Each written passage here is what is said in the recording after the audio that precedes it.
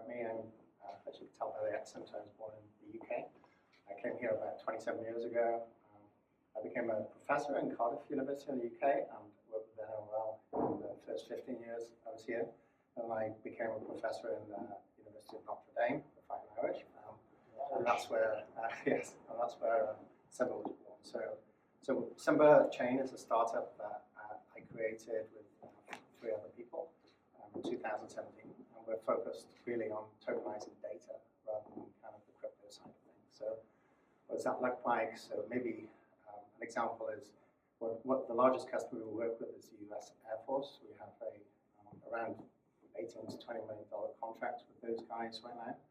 And that is enabling us to tokenize data to secure data coming in so they can make decisions. So for example, we're bringing data in from Boeing every week now. They query their internal systems. They look at things like production schedules, the risks that may affect production. They look at the ERP system.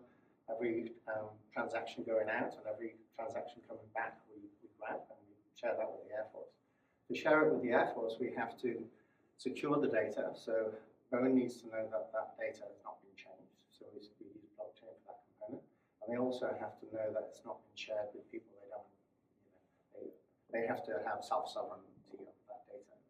So we use other specifications like decentralized identities and credentials to achieve that.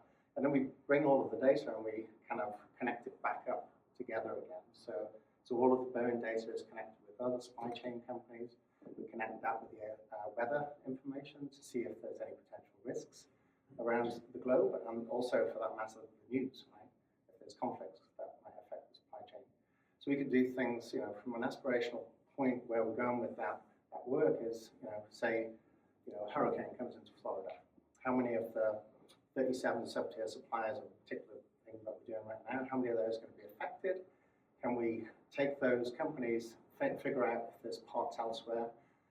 They might be affected for the next 3 weeks. Can we proactively reconfigure the supply chain, order from elsewhere for the time being, and then revert back to the original supply chain? So that proactive view of the world is kind of where we're going.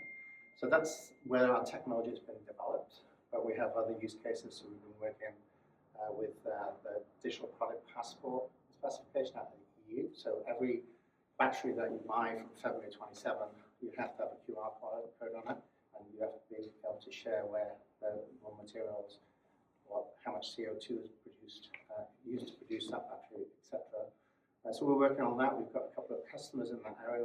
We're growing that, and Gerard's organisation has connected us with folks in Africa, and we're doing a pilot with cassava, which is tracking cassava. So the same product that we use in the Air Force context, we're using for batteries in the EU, and we're using to track